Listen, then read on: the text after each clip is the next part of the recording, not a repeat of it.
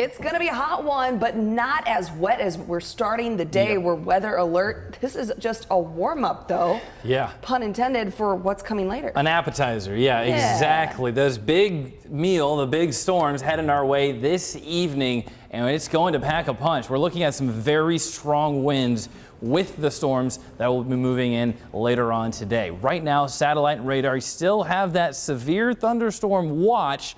No warnings as of right now. We still also have that flood watch as well because that heavy rain still laying down in places already seeing too much rain in it already.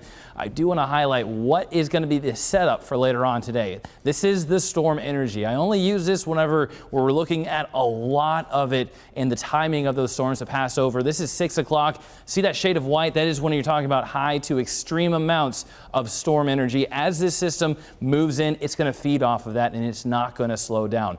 We're going to see that pass over us, and then that's going to lead to, again, potential chance for damage as we look at the level 3 threat for about half the state, central and western Iowa.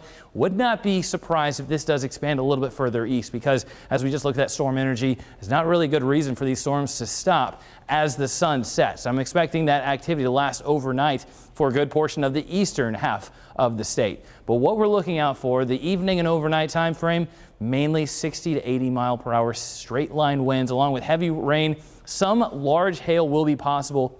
I'm expecting a line of storms. Brief tornado spin-ups can be possible whenever you have this strong of a system and those line of storms.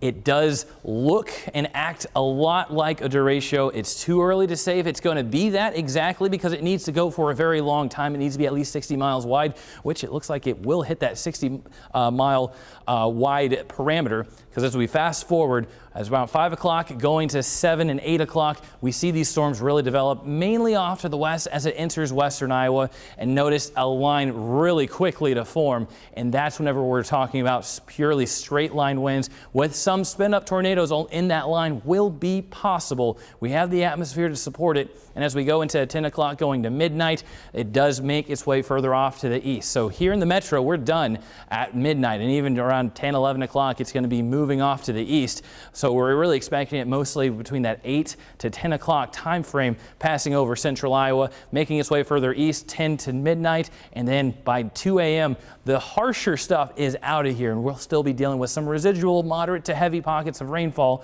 but we're done with the severe weather threat, and we're going to keep it that way for the rest of the week. The break that we need is on its way.